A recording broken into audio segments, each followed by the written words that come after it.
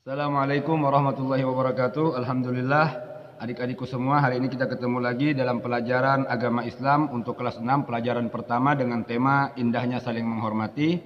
Hari ini kita ditemani oleh Ustadz Syarifuddin, juara Qiraat Murattal dewasa di MTQ ke-41 di Kota Bontang. Baik, adik-adikku yang dirahmati oleh Allah Subhanahu wa taala.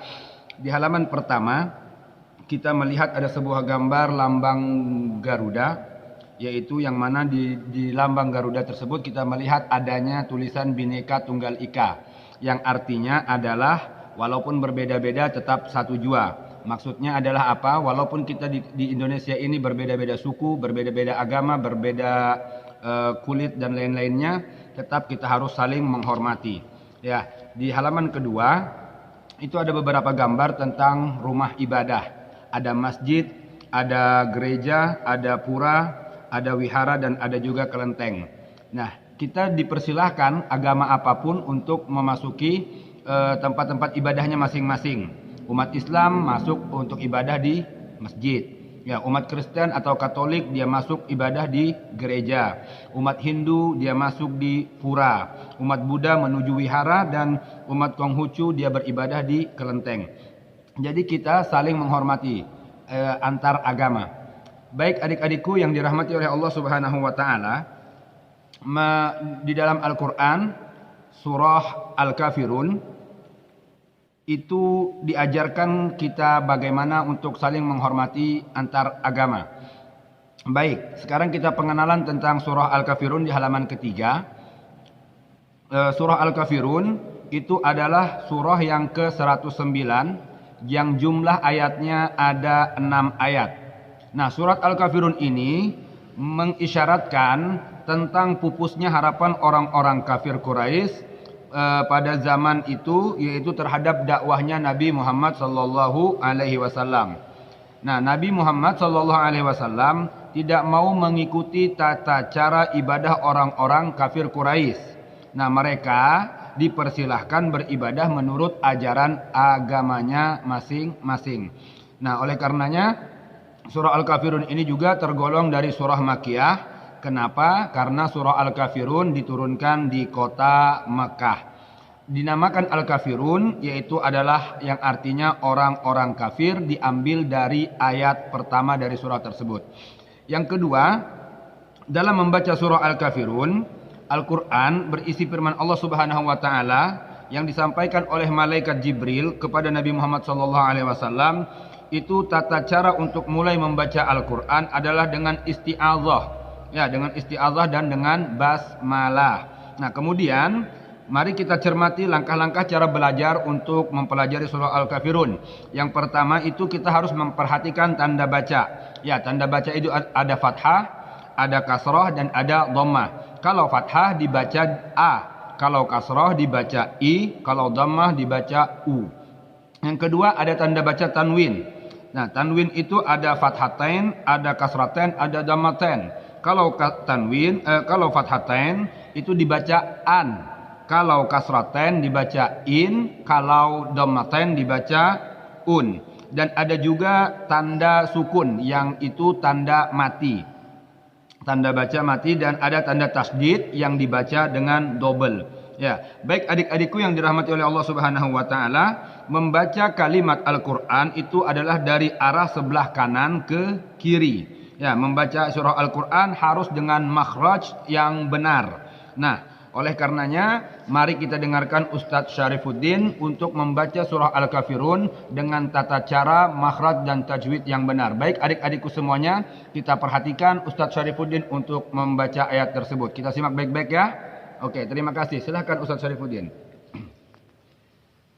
A'udzu billahi minasy syaithanir rajim. Bismillahirrahmanirrahim. Qul ya ayyuhal kafirun la a'budu ma تعبدون ولا أنتم عابدون ما أعبد ولا أنا عابد ما عبدتم ولا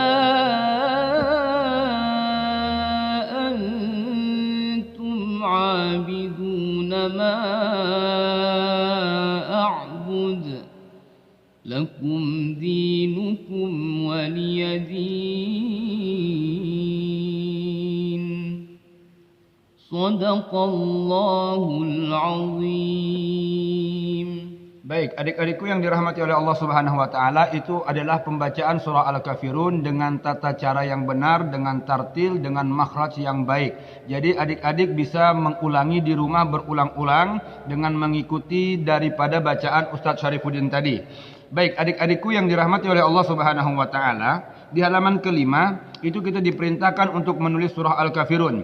Jadi adik-adik agar bisa menulis surah Al-Kafirun dengan benar, dengan baik dan benar, kita harus giat berlatih dan harus teliti, disiplin dan bertanggung jawab dalam menyelesaikan tulisan. Ya, agar tulisan kita baik, kita harus memperhatikan huruf hijaiyah yang dapat disambung di awal, baik yang di tengah dan di akhir. Juga harus memperhatikan huruf yang hanya bisa disambung di akhir atau yang bisa disambung di akhir.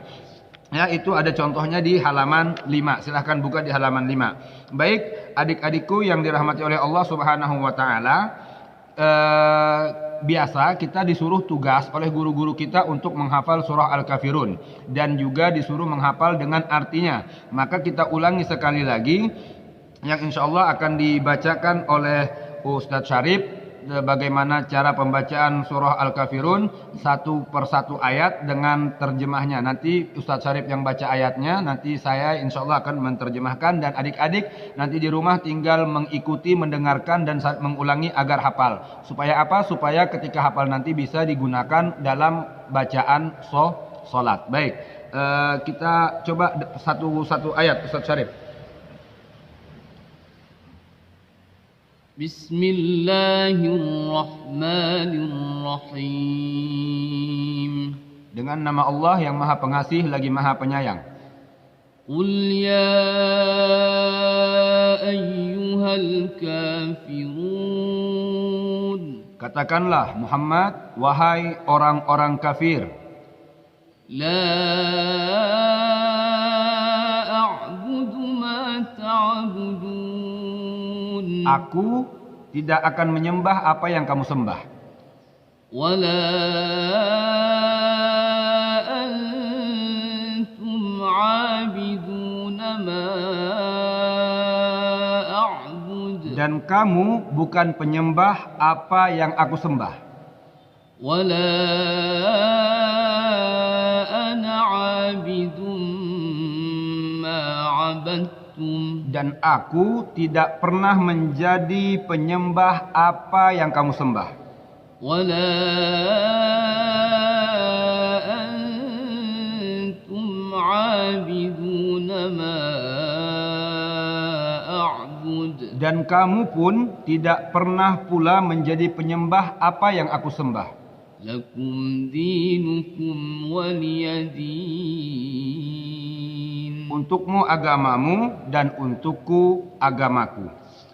Baik, adik-adikku yang dirahmati oleh Allah Subhanahu wa taala, itulah tadi tata cara menghafal Al-Qur'an atau surah Al-Kafirun dengan terjemahannya. Kesimpulannya dari pelajaran kita hari ini adalah satu, bahwa Quran surah Al-Kafirun terdapat dalam urutan ayat terdapat dalam urutan surah yang ke-109 di dalam Al-Quran, dan surah ini terdiri dari 6 ayat. Diturunkan di kota Mekah dan dinamakan dengan surah Makkiyah. Yang kedua, surah Al-Kafirun mengisyaratkan bahwa semua harapan dan usaha orang-orang kafir Quraisy di masa itu untuk menghentikan dakwahnya Nabi Muhammad SAW. Dan yang ketiga, Quran surah Al-Kafirun menerangkan bahwa Nabi kita, Nabi Muhammad SAW, tidak mau mengikuti tata cara ibadah orang-orang kafir di zamannya, dan orang-orang kafir pun dipersilahkan beribadah sesuai tata caranya sendiri, dan kaum muslimin pun demikian. Maka itulah sikap saling menghormati di dalam